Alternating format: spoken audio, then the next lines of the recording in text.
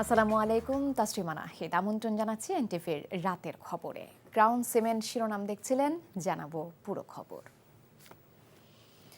বিচার চলাকালে আওয়ামী লীগকে নিষিদ্ধ ও নিবন্ধন বাতিলের দাবি জানিয়েছেন জাতীয় নাগরিক পার্টি এনসিপির আহ্বায়ক নাহিদ ইসলাম। তিনি বলেন, আওয়ামী লীগকে পুনর্বাসন করার যে কোনো ধরনের সিদ্ধান্ত প্রত্যাখ্যান করবে দলটি। এ সময় দলের দক্ষিণাঞ্চলের মুখ্য সংগঠক হাসনাত আব্দুল্লাহ জানান, আগে আওয়ামী লীগের দৃশ্যমান বিচার, তারপর অন্য কোনো আলোচনা হতে পারে। আরও জানাচ্ছেন আবির আহমেদ। শুক্রবার সন্ধ্যায় রাজধানীর বাংলা মোটরে নিজস্ব কার্যালয়ে চলমান রাজনৈতিক প্রেক্ষাপট নিয়ে জরুরি সংবাদ সম্মেলন করে জাতীয় নাগরিক পার্টি। শুরুতে দলের আহ্বায়ক নাহিদ ইসলাম লিখিত বক্তব্য পাঠ করেন। আলোচনা হয় গণতান্ত্রিক রাজনৈতিক সিদ্ধান্তের বিষয়েও। সমালোচনা করেন প্রধান উপদেষ্টার বক্তব্যের। সম্প্রতি অন্তর্বর্তীকালীন সরকারের প্রধান উপদেষ্টা মন্তব্য করেছেন, আওয়ামী লীগ নিষিদ্ধের কোনো পরিকল্পনা সরকারের নেই। আমরা তার এই বক্তব্যের নিন্দা জানাই। আওয়ামী লীগ কর্তৃক সংগঠিত পিলখানা হত্যাকাণ্ড, শাপলা হত্যাকাণ্ড, আগ্রাসন বিরোধী আন্দোলনে হত্যাকাণ্ড, গুম, ক্রসফায়ার, ভোট ডাকাতি সহ জুলাই হত্যাকাণ্ডের বিচার প্রশ্নে কার্যকর অগ্রগতি দৃশ্যমান হওয়ার আগে রাষ্ট্রের দায়িত্বশীল পদ থেকে এ ধরনের বক্তব্য অনাকাঙ্ক্ষিত। নির্বাচন বা একটি রাজনৈতিক দল কার্যক্রম করতে পারবে কি পারবে না, এটি সম্পূর্ণই একটি রাজনৈতিক সিদ্ধান্ত, এবং এই সিদ্ধান্ত নেওয়ার এখতিয়ার কেবল মাত্র সরকার, রাজনৈতিক দলগুলা, বিদ্যমান রাজনৈতিক দলগুলো এবং জনগণের রয়েছে। সেখানে সেনাবাহিনী কিংবা রাষ্ট্রীয় এমন কোনো প্রতিষ্ঠান তাদের আসলে এ বিষয়ে কোনো ধরনের মন্তব্য, পরিকল্পনা বা সিদ্ধান্ত প্রস্তাবনা দেওয়ার কোনো ধরনের এখতিয়ার নেই। আর সদস্য সচিব আক্তার হোসেন বলেন, বাংলাদেশকে বাঁচাতে যে কোনো শক্তি রুখে দেবে এনসিপি। রাষ্ট্রের বিভিন্ন পর্যায়ে আওয়ামী লীগকে পুনর্বাসন করবার নানা ধরনের ষড়যন্ত্রের কথা আমরা বিভিন্ন সময়ে শুনে থাকি। শুধু তাই নয়, বিদেশি শক্তিগুলো অনেক সময় আওয়ামী লীগের পুনর্বাসনের পক্ষে সম্মতি উৎপাদনের চেষ্টা করে থাকে। ভারত সরকার শেখ হাসিনাকে বাংলাদেশের বিচার বিভাগের কাছে হস্তান্তর তো দূরের কথা, শেখ হাসিনাকে দিয়ে আওয়ামী লীগের ভেরিফাইড ফেসবুক পেজে বক্তব্য আয়োজনের সুযোগ করে দিয়েছে। আমরা আওয়ামী লীগকে পুনর্বাসনের নানাবিধ দেশি এবং বিদেশি ষড়যন্ত্রের বিরুদ্ধে জাতীয় নাগরিক পার্টি এনসিপির পক্ষ থেকে শক্ত অবস্থান ব্যক্ত করতে চাই। পরে সাংবাদিকদের প্রশ্নের জবাবে দলের দক্ষিণাঞ্চলের মুখ্য সংগঠক হাসনাত আব্দুল্লাহ নিজের ফেসবুক স্ট্যাটাসের ব্যাখ্যা দেন। বর্তমানে ম্যাজিস্ট্রেসি পাওয়ার দেওয়া হয়েছে সেনাবাহিনীকে, ল অ্যান্ড অর্ডার সিচুয়েশন নিয়ে আমাদের মধ্যে অনেক প্রশ্ন রয়েছে। তো এইসব বিষয়গুলো নিয়ে কথা বলার জন্য আমাদেরকে আহ্বান জানানো হয়েছিল। তো আমরা আমাদের জায়গা থেকে স্পষ্ট করতে চাই, আওয়ামী লীগের আগে বিচার নিশ্চিত করতে হবে, তাকে দল হিসাবে বিচার নিশ্চিত করতে হবে, অপরাধ স্বীকার করতে হবে, তারপর অন্য কোনো আলোচনা হইতে পারে। এর আগে কোনো ধরনের আলোচনা হইতে পারবে না, ও ইম্পসিবল, এটা অসম্ভব। সারা দেশে এনসিপির নেতাকর্মী, সমর্থক ও ছাত্র জনতাকে আওয়ামী লীগের বিচার নিশ্চিত করা ও নিষিদ্ধকরণের দাবিতে বিক্ষোভ কর্মসূচি অব্যাহত থাকার আহ্বান জানান দলের নেতারা। আবির আহমেদ, এনটিভি নিউজ, ঢাকা। রাজনৈতিক উদ্দেশ্যমূলকভাবে দেশে এখন সংস্কার ও নির্বাচনকে মুখোমুখি দাঁড় করানো হয়েছে বলে মন্তব্য করেছেন বিএনপির ভারপ্রাপ্ত চেয়ারম্যান তারেক রহমান। বিকেলে রাজধানীর ইস্কাটনে লেডিস ক্লাবে আয়োজিত এক ইফতার মাহফিলে ভার্চুয়ালি যুক্ত হয়ে এই অভিযোগ করেন তিনি। তারেক রহমান বলেন, সরকারের এমন কোনো পদক্ষেপ নেওয়া উচিত হবে না যাতে পতিত স্বৈরাচার আবারও পুনর্বাসিত হয়। মইদুল ইসলাম জানাচ্ছেন বিস্তারিত। বিশিষ্ট নাগরিক ও পেশাজীবীদের সৌজন্যে আয়োজিত ইফতার মাহফিলে বিএনপির ভারপ্রাপ্ত চেয়ারম্যান তারেক রহমান তার বক্তব্যে তুলে ধরেন সংস্কার ও নির্বাচন সহ দেশের রাজনৈতিক নানা প্রসঙ্গ। তিনি বলেন, উদ্দেশ্যমূলকভাবে দেশে এখন সংস্কার ও নির্বাচনকে মুখোমুখি দাঁড় করানো হয়েছে। বর্তমানে সংস্কার এবং নির্বাচনকে দৃশ্যত যেভাবে মুখোমুখি করে ফেলা হয়েছে, এটি নিঃসন্দেহে রাজনৈতিক উদ্দেশ্যমূলক। সম্মানিত অতিথিবৃন্দ, যারা সংস্কার শেষ করার পর জাতীয় নির্বাচন অনুষ্ঠানের কথা বলছেন, তাদেরকে উদ্দেশ্য করে বলতে চাই, যেটি শেষ হয়ে যায় সেটি সংস্কার নয়। কারণ সংস্কার কখনো শেষ হয় না। সংস্কার একটি ধারাবাহিক প্রক্রিয়া। গণতান্ত্রিক চর্চার মধ্য দিয়ে দেশে সংকট সমাধান সম্ভব উল্লেখ করে তারেক রহমান বলেন, সরকারের এমন কোনো পদক্ষেপ নেওয়া উচিত হবে না যাতে দেশে আবারও পতিত স্বৈরাচাররা পুনর্বাসিত হয়।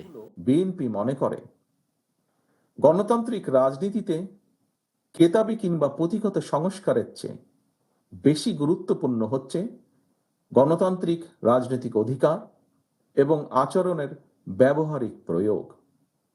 জনগণের গণতান্ত্রিক চর্চার মধ্য দিয়েই কেবল সংস্কার প্রক্রিয়া টেকসই এবং সফল এবং কার্যকর হয়ে উঠতে পারে। সম্মানিত অতিথিবৃন্দ, দেশের রাজনৈতিক অঙ্গনে গৌণ ইস্যুকে মুখ্য ইস্যু বানাতে গিয়ে নিজেদের অজান্তেই ফ্যাসিবাদী বিরোধী জাতীয় ঐক্যের মধ্যে সংশয় সন্দেহের জন্ম দেওয়া হয়েছে বা হচ্ছে। আমি অন্তর্বর্তীকালীন সরকারের দৃষ্টি আকর্ষণ করে আবারও বলতে চাই, সরকারের এমন কোনো পদক্ষেপ নেওয়া উচিত হবে না যাতে রাষ্ট্র এবং রাজনীতিতে পলাতক স্বৈরাচারের দোসররা পুনর্বাসিত হওয়ার সুযোগ পায়। দেশের সংকট ও সমস্যা থেকে উত্তরণের জন্য দ্রুত জাতীয় নির্বাচন দরকার উল্লেখ করে বিএনপি মহাসচিব মির্জা ফখরুল ইসলাম আলমগীর সবাইকে সতর্কতার সাথে দায়িত্ব পালনের অনুরোধ করেন। আমি সবাইকে আবার অনুরোধ করব যে আপনারা সবাই অত্যন্ত সচেতনতার সঙ্গে সতর্কতার সঙ্গে আপনাদের ভূমিকা পালন করবেন। মইদুল ইসলাম, এনটিভি নিউজ, ঢাকা। যুদ্ধবিরতি লঙ্ঘন করে গাজায় বর্বর ইসরায়েলের গণহত্যার প্রতিবাদে সারা দেশে বিক্ষোভ কর্মসূচি পালন করেছে জামায়াতে ইসলামী সহ বিভিন্ন রাজনৈতিক দল ও সামাজিক সংগঠন।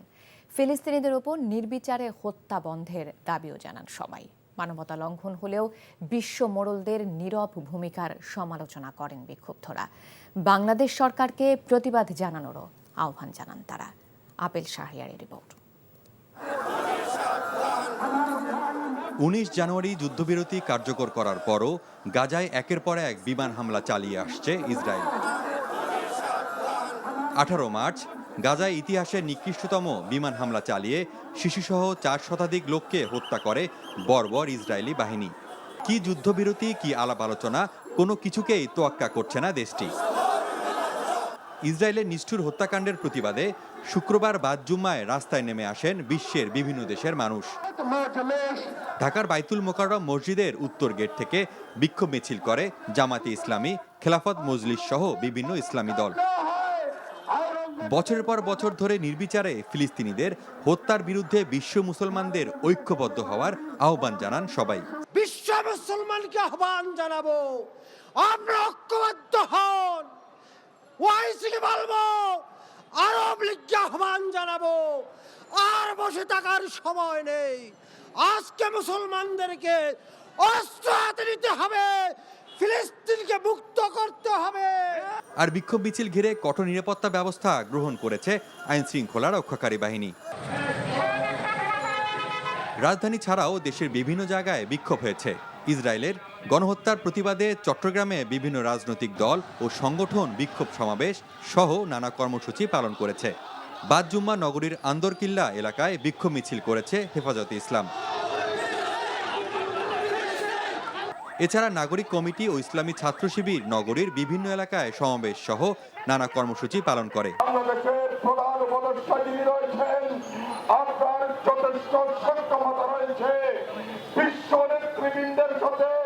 যোগাযোগের মাধ্যমে, প্রতিবাদের মাধ্যমে, কর্মসূচির মাধ্যমে বাংলাদেশের অবস্থানকে পরিষ্কার করে আপনি ফিলিস্তিনের হত্যাযজ্ঞ বন্ধ করার ব্যবস্থা করবেন। গাজা ইসরায়েলি বর্বর হামলার প্রতিবাদে ময়মনসিংহ মহানগর জামাতে ইসলামী সমাবেশ ও বিক্ষোভ মিছিল করেছে। বাদ জুম্মা স্টেশন মসজিদ থেকে মিছিল বের করে শহরের প্রধান সড়ক প্রদক্ষিণ করে টাউন হল এলাকায় গিয়ে শেষ হয়।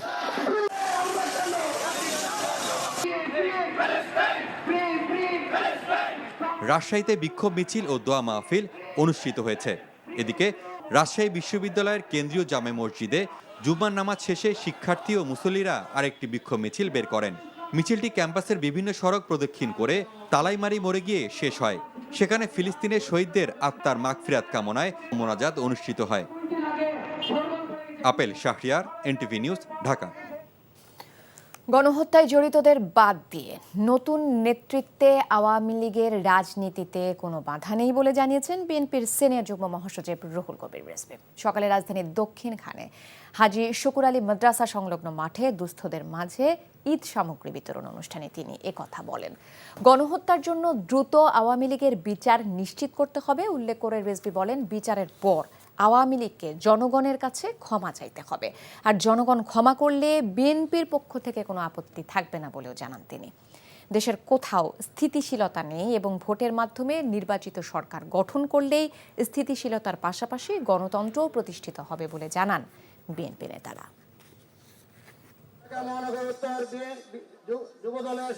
আওয়ামী লীগের পুরনো দল, এখন সেই দল যারা অপরাধী, অপরাধের বিচার হলে তারপরে জনগণ কাছে গিয়ে তারা জনগণ যদি তাদেরকে রাজনীতি করার সুযোগ দেয়, তো সেখানে তো আমাদের কিছু বলার নাই। যে লোক আওয়ামী লীগের নেতৃত্বে আসবেন, সে যদি অপরাধ না করে, সে যদি ছাত্র হত্যা না করে, সে যদি কোনো অর্থ লোপাট না করে, টাকা পাচার না করে, এইরকম লোক যদি নেতৃত্বে আসে, তাহলে সেই আওয়ামী লীগ কেন রাজনীতি করতে পারবে না? আওয়ামী লীগের পুনর্বাসন জনগণ মেনে নেবে না বলে মন্তব্য করেছেন জামায়াতে ইসলামীর আমির ডক্টর শফিকুর রহমান। নিজের ফেসবুক পেজে এক স্ট্যাটাসে আওয়ামী লীগের বিষয়ে তার অবস্থান তুলে ধরেন তিনি। উল্লেখ করেন, বাংলাদেশের নির্যাতিত 18 কোটি মানুষের দাবি গণহত্যাকারীদের বিচার, 24-এর শহীদ পরিবারগুলোর পুনর্বাসন ও 15 বছরের সৃষ্ট জঞ্জালগুলোর মৌলিক সংস্কার সাধন করে প্রয়োজনীয় প্রস্তুতি গ্রহণ করা। জাতীয় নাগরিক পার্টির দক্ষিণাঞ্চলের মুখ্য সংগঠক হাসনাত আব্দুল্লাহ তার ফেসবুক পেজে প্রধান উপদেষ্টা ডক্টর মোহাম্মদ ইউনূসের দৃষ্টি আকর্ষণ করে বলেন, আওয়ামী লীগ 5 আগস্ট নিষিদ্ধ হয়ে গেছে। উত্তরপাড়া ও ভারতের প্রেসক্রিপশনে দলটির চ্যাপ্টার ওপেন করার চেষ্টা করে লাভ নেই। রাজনৈতিক দলগুলো যদি নিজেরা অন্তদ্বন্দ্বে না জড়ায়, তাহলে আওয়ামী লীগ কখনোই আর রাজনীতিতে ফিরতে পারবে না বলে জানিয়েছেন তথ্য উপদেষ্টা মাহফুজ আলম। বিকেলে রাজধানীর ফকিরাপুলে ঢাকাস্থ নোয়াখালী, ফেনী ও লক্ষ্মীপুর সোসাইটির আয়োজনে জুলাই গণ অভ্যুত্থানে আহত ও শহীদদের স্মরণে দোয়া ও আলোচনা সভায় একথা বলেন তিনি। তথ্য উপদেষ্টা বলেন, আওয়ামী লীগের প্রশ্নে কোনো ছাড় নেই। শেখ মুজিবের আওয়ামী লীগ কোনো দুধে ধোয়া তুলসী পাতা না উল্লেখ করে তিনি বলেন, সেই সময়েও বাকশাল প্রতিষ্ঠা করেছিলেন তিনি। আওয়ামী লীগের নাটাই দিল্লিতে আর ঘুড়ি ওড়ে বাংলাদেশে। জানিয়ে মাহফুজ জানান, এই ঘুড়ি আর বাংলাদেশে উঠতে দেয়া হবে না। আওয়ামী লীগ সংস্কার ও বিচারের প্রশ্নে কোনো ছাড় দেয়া হবে না বলেও জানান তিনি। ডিসেম্বরের মধ্যেই জাতীয় নির্বাচন হবে এবং এই নির্বাচনের জন্য সবাইকে প্রস্তুতি নেবার আহ্বান জানান মাহফুজ আলম। বাংলাদেশে রাষ্ট্রের গঠনের জন্য একটি অপূর্ব সুযোগ এসেছে এবং এই সুযোগ এখনো নষ্ট হয়ে যায়নি যদি না আমরা আমাদের অন্তর্কোন্দল, আমাদের অভ্যুত্থানের শক্তিগুলোর মধ্যকার বিভেদ এবং আমাদের ভিতরকার অন্তর্দ্বন্দ্বে আমরা নিজেরা ব্যস্ত হয়ে যদি আমরা আমাদের শত্রুদের সুযোগ না দিই, আওয়ামী লীগ অ্যাজ ফ্যাসিজম আকারে এখানে বাংলাদেশ আর কখনো ফিরে আসতে পারবে না। এই নিয়ন্ত্রণ, এই নাটাই ধরে রাখা হয়েছে দিল্লিতে আর ঘুড়ি উড়ে বাংলাদেশে। এই ঘুড়ি আর এই বাংলাদেশে উঠতে দেওয়া হবে না। এদিকে আওয়ামী লীগ নিষিদ্ধের দাবিতে ঢাকা বিশ্ববিদ্যালয় ক্যাম্পাসে বিক্ষোভ মিছিল করেছে ইনকিলাব মঞ্চ। দুপুরে জুমার নামাজের পর বিশ্ববিদ্যালয়ের কেন্দ্রীয় মসজিদ থেকে মিছিলটি শুরু হয়ে হলপাড়া ঘুরে রাজু ভাস্কর্যে গিয়ে শেষ হয়। এ সময় বিক্ষোভকারীরা আওয়ামী লীগের বিরুদ্ধে নানা স্লোগান দেন। বিক্ষোভকারীরা বলেন, আওয়ামী লীগের রাজনীতি করার কোনো অধিকার নেই, দলটিকে কোনোভাবেই পুনর্বাসিত হতে দেয়া হবে না বলেও হুঁশিয়ারি দেন তারা। গণহত্যার দায়ে আওয়ামী লীগ নিষিদ্ধ না করা পর্যন্ত রাজপথ না ছাড়ার কথাও জানান বিক্ষোভকারীরা। ঈদের আগে হঠাৎ চড়া মুরগির বাজার। কেজিতে প্রায় 40 টাকা বেড়ে ব্রয়লার মুরগি বিক্রি হচ্ছে 220 থেকে 230 টাকায়। প্রতি কেজি সোনালী মুরগি 320 টাকা আর দেশি মুরগি বিক্রি হচ্ছে 630 টাকায়। 20 টাকা বেড়ে গরুর মাংসের দাম উঠেছে 800 টাকায়। 2500 টাকায় বিক্রি হচ্ছে 1 কেজি ইলিশ মাছ। সপ্তাহান্তে বেড়েছে চালের দামও।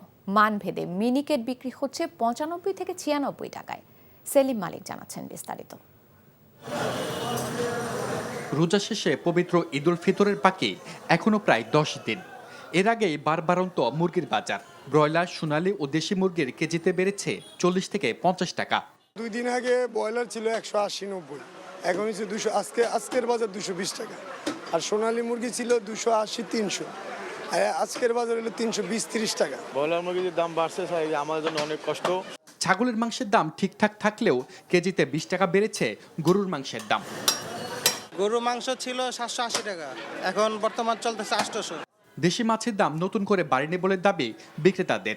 তবে ক্রেতারা জানিয়েছেন ভিন্ন কথা। 1 কেজির পদ্মার ইলিশের দাম বেড়েছে 200 টাকা। গত সপ্তাহে এই সপ্তাহে হিসাবে আরো কম, শুধু একমাত্র চিংড়ি মাছের দাম একটু বেশি। পার কেজিতে 40 টাকা 50 টাকা করে এক সপ্তাহের মধ্যে বেশি বেড়ে গেছে। 1 কেজি চালগুলো আগে বেশি 2400-2300 বেচছি, এখন আজকে কিনা উঠে বেশি। শুক্রবার দিন গাঠো মাছ নাই, 2500 কিলো 2600 বেচতেছি। চালের দাম নিয়ে চালবাজি চলছেই। সেঞ্চুরি ছুঁই কেজি প্রতি মিনিকেট চাল। মুজাম্মেলের মিনিকেটে আমরা বিক্রি করতেছি 95 থেকে 96 টাকা। তারপরে মঞ্জু, সাগর এগুলা 85-86 এমন বিক্রি করতেছি। স্থিতিশীল সবজির বাজার। পেঁয়াজের কেজি 40 টাকা। আলু বিক্রি হচ্ছে বছরের সবচেয়ে কম দামে। পেঁয়াজের দামটাও অনেকটাই কম, আমরা 40 টাকা কেজি খুচরায় বিক্রি করতেছি, বা বেশি না আরও 2-1 টাকা কমও বিক্রি করা যায়। আলুর দামটাও আগের মতোই আছে, আলু 25 টাকা বেচতেছি, আর টমেটো 30 টাকা কেজি। কাঁচামরিচও আগের দামে আছে 70 টাকা 80 টাকা কেজি। সরকারের নানা উদ্যোগেও পুরোপুরি কাটেনি সয়াবিন তেলের সংকট। বিক্রেতারা বলছেন চাহিদার তুলনায় খুব কম তেল পাচ্ছেন তারা। সেলিম মালিক, NTV news, Dhaka.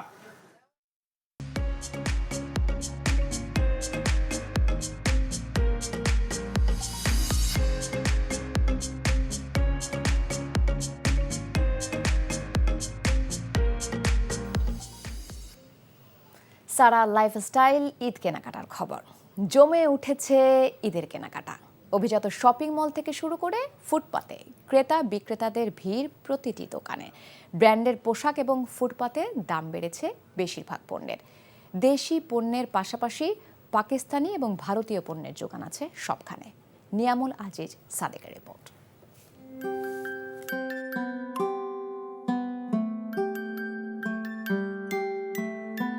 Shopping mall উন্মুক্ত হতেই রাজধানীবাসীর উপচে পড়া ভিড়। গরম আর ট্রেন বিবেচনায় বেশিরভাগ ব্র্যান্ডের দোকান পসরা সাজিয়েছে। ছেলেদের শার্ট ও টি শার্টের জন্য কমপক্ষে 2000 থেকে 5000 টাকা গুনতে হচ্ছে ক্রেতাদের। আমি আমার জন্য একটা শার্ট কিনছি আর একটা ট্রাউজার কিনছি। দাম তো আগে থেকে একটু বেশি, স্বাভাবিক যে সব জায়গায় যেহেতু সবকিছুর দাম বেশি, সো ড্রেসের দাম, এভরিথিং এর দাম বাড়ে। পরিবার নিয়ে সন্তুষ্টি ছিল বেশিরভাগ ক্রেতাদের। ভিড় এড়াতে শীতাতপ নিয়ন্ত্রিত দোকানগুলোতে ঘুরে বেরিয়েছেন অনেকে। এখানে এখন পর্যন্ত ভিড় কম পাচ্ছে আর কি, ভালো এনজয় হচ্ছে আর কি। ইন্ডিয়ান আছে, বাংলাদেশি আছে, বিভিন্ন পাকিস্তানি কাপড় আছে। নিম্নবিত্ত মধ্যবিত্তের হাতের নাগালে থাকা ফুটপাতের দোকানেও পণ্যের দাম চড়া। তবু স্বাদ ও সাধ্যের মধ্যে বছরের বড় উৎসবে সামিল হতে পরিবারের সদস্যদের অগ্রাহ্য করার সুযোগ নেই। আমার ছেলেকে নিয়ে বাইতুল মুকাররম মসজিদে নামাজ পড়বো জুম্মা, তাই জুম্মার নামাজ পড়ে এদিক দিয়ে হাঁটতেছি। পাঞ্জাবি কিনবে তো, তাই পাঞ্জাবি দেখাচ্ছি আর কি। ছেলে মেয়েদের জন্য এখানে বাইতুল মুকাররমে পাঞ্জাবি একটু বেশি, অনেক কালারফুল চয়েস পাওয়া যায়, এর জন্য মূলত এখানে আসা। চীন, পাকিস্তান এবং ভারতীয় পণ্যের সমাহার আছে ফুটপাতেও। এছাড়া দেশি কাপড়ের সালোয়ার, ফ্রক, পাঞ্জাবি, কুর্তাও বিক্রি হচ্ছে দেদারসে। Niamul Aziz Sadek, NTV news, Dhaka. জমে উঠতে শুরু করেছে ঈদ বাজার। নতুন পোশাক কিংবা সাজ সরঞ্জামে এবার ঈদের জন্য নারীদের পছন্দের শীর্ষে রয়েছে পাকিস্তানি পোশাক। দেশীয় পণ্যের পাশাপাশি পাকিস্তানের বিভিন্ন ব্র্যান্ডের পোশাকের পসরা সাজিয়ে বসেছেন দোকানিরা। আরামদায়ক কাপড় ও আকর্ষণীয় কাজের জন্য ভারতীয় পণ্যকে পেছনে ফেলে এবার এগিয়ে আছে পাকিস্তানি এই পোশাকগুলো, বলছেন বিক্রেতারা। সাবরিনা খন্দকার জানাচ্ছেন বিস্তারিত।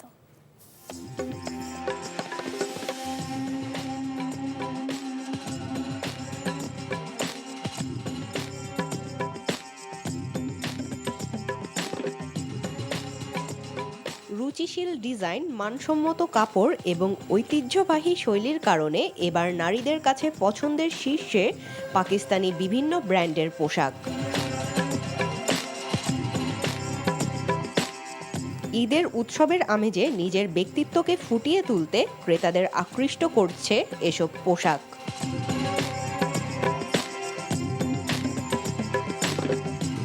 মেয়ের জন্য কিছু কিনলাম, নিজেও কিছু দেখছি, যদি ভালো লাগে তাহলে কিনবো আর কি। ও হচ্ছে গিয়ে একটা ঘাড়ারা কিনেছে। পাকিস্তানি ড্রেসগুলোই বেশি দেখা হচ্ছে আর কি, সাদাবাহার। তো অ্যাকচুয়ালি একটা নিছি, তো আরেকটা দেখতেছি আর কি। পাকিস্তানি ড্রেসও কিনবো, আর কিনতেই তো আসলাম। আর নাহলে শাড়ি যদি ভালো পাই তাহলে ওইটাও একটা কিনতে চাই। দেশি সুতি কাপড়গুলোর বিক্রির পাশাপাশি পাকিস্তানি বিভিন্ন ব্র্যান্ডের সারারা, গারারা, 4 পিস রয়েছে বিক্রির শীর্ষে বলে জানান দোকানিরা।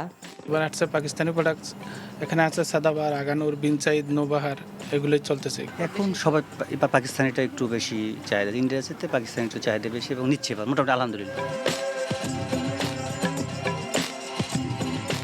ঈদের আর বাকি নেই বেশি দিন, তাই এত তোড়জোড় নারীদের পছন্দের পোশাক সংগ্রহে। শেষের দিকে বেচা বিক্রি আরও জমে উঠবে বলে আশা করছেন বিক্রেতারা। সাদরিনা খন্দকার, এনটিভি নিউজ, ঢাকা। জুলাই আগস্টের গণহত্যাকারীরা নির্বাচনে আসতে পারবে না বলে মন্তব্য করেছেন যুক্তরাজ্য বিএনপির সাধারণ সম্পাদক কয়সর এম আহমদ। বিকেলে সুনামগঞ্জ জগন্নাথপুর উপজেলায় মিরপুর ইউনিয়ন বিএনপির উদ্যোগে আয়োজিত ইফতার মাহফিলে এসব কথা বলেন তিনি। বলেন, গণতন্ত্রবিহীন দীর্ঘ 17 বছর বাংলাদেশের মানুষ গুম খুনের শিকার হয়েছে। আওয়ামী লীগ ও তাদের দোসর যারা বাংলাদেশ থেকে লক্ষ কোটি টাকা পাচার করেছে তাদের বিচার করতে হবে। এ সময় কেন্দ্রীয় বিএনপির সহ সাংগঠনিক সম্পাদক কলিমুদ্দিন আহমেদ মিলন সহ স্থানীয় নেতারা উপস্থিত ছিলেন। যতটুকু সংস্কার প্রয়োজন তা অতি দ্রুত সময়ের মধ্যে করে একটি সুষ্ঠু ও নিরপেক্ষ নির্বাচনের ব্যবস্থা করতে সরকারের প্রতি আহ্বান জানিয়েছেন বিএনপির সাংগঠনিক সম্পাদক শ্যামা ওবায়েদ। বিকেলে ফরিদপুরের নগরকান্দা উপজেলার MN একাডেমি স্কুল মাঠে বিএনপির সাবেক মহাসচিব KM ওবায়দুর রহমানের 18তম মৃত্যুবার্ষিকী অনুষ্ঠানে এসব কথা বলেন তিনি। বলেন, সংস্কারের নামে যারা কালক্ষেপণ করতে চায় তারা কেউ দেশের ভালো চায় না, তারা দেশের শত্রু, গণতন্ত্রের শত্রু। এ সময় জেলা বিএনপি ও যুবদলের নেতারা উপস্থিত ছিলেন। বিএনপি চেয়ারপারসন বেগম খালেদা জিয়ার সুস্থতা ও রোগমুক্তি কামনায় ইফতার ও দোয়া মাহফিল হয়েছে মুন্সিগঞ্জে। বিকেলে স্থানীয় বিএনপি ও সহযোগী সংগঠনের উদ্যোগে লৌহজং ইউনিয়নের লৌহজং বালিকা পাইলট উচ্চ বিদ্যালয় মাঠে ইফতার বিতরণ করা হয়।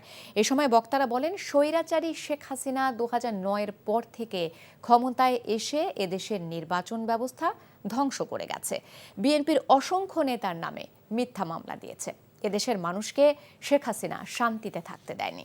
বিএনপি লৌহজং উপজেলা শাখার ভারপ্রাপ্ত আহ্বায়ক কোহিনুর শিকদারের সভাপতিত্বে ইফতার ও দোয়া মাহফিলে প্রধান অতিথি ছিলেন বিএনপির যুগ্ম মহাসচিব অ্যাডভোকেট আব্দুস সালাম আজাদ। বিএনপির কেন্দ্রীয় নির্বাহী কমিটির সদস্য রুহুল কুদ্দুস তালুকদার দুলু বলেছেন, ছাত্র জনতা যখন দুর্নীতিবাজ ফ্যাসিস্ট আওয়ামী লীগ সরকারকে ক্ষমতাচ্যুত করে নতুন বাংলাদেশ করার চেষ্টা করছে, তখন 111-এর কুশীলবরা আবারও সক্রিয় হয়ে উঠেছে। সন্ধ্যায় নাটোর শহরের আলাইপুর উপশহর মাঠে জেলা বিএনপি আয়োজিত ইফতার মাহফিলে তিনি কথা বলেন। নাটোর জেলা বিএনপির আহ্বায়ক রহিম নেওয়াজের সভাপতিত্বে ইফতার মাহফিলে আরও বক্তব্য দেন বিএনপির কেন্দ্রীয় নির্বাহী কমিটির সদস্য অধ্যাপক কাজী গোলাম মোর্শেদ। জেলা বিএনপির সদস্য সচিব আসাদুজ্জামান আসাদ সহ স্থানীয় নেতাকর্মীরাও বক্তব্য দেন। কোনো ভুলে যাতে ফ্যাসিজমের দোসররা আবার জেগে উঠতে না পারে সেজন্য সবাইকে সতর্ক থাকার আহ্বান জানিয়েছে বিপ্লবী সাংস্কৃতিক ঐক্য। বিকেলে ঢাকা বিশ্ববিদ্যালয়ের ডাকসু ক্যাফেটেরিয়ায় ইফতার মাহফিলের আয়োজন করে সংগঠনটি। ইফতারে অংশ নিয়ে বক্তারা বলেন, এখনও নিশ্চিন্তে ঘরে বসে জীবনযাপন করার সময় আসেনি। এখনও যারা জুলাই আগস্ট গণ অভ্যুত্থানে আহত অবস্থায় জীবনের সাথে লড়াই করছেন তাদের উন্নত চিকিৎসা দিয়ে দ্রুত সুস্থ করার আহ্বান জানান তারা। এ সভায় বিপ্লবী সাংস্কৃতিক ঐক্যের সদস্য, রাজনৈতিক সহ বিভিন্ন সাংস্কৃতিক অঙ্গনের ব্যক্তিবর্গ উপস্থিত ছিলেন।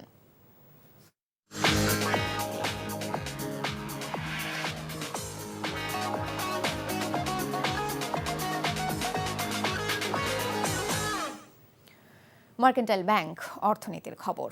ঈদের আগে অতীতের যে কোনো সময়ের চেয়ে বেশি পরিমাণ রেমিটেন্স বা প্রবাসী আয় পাঠাতে শুরু করেছেন প্রবাসীরা।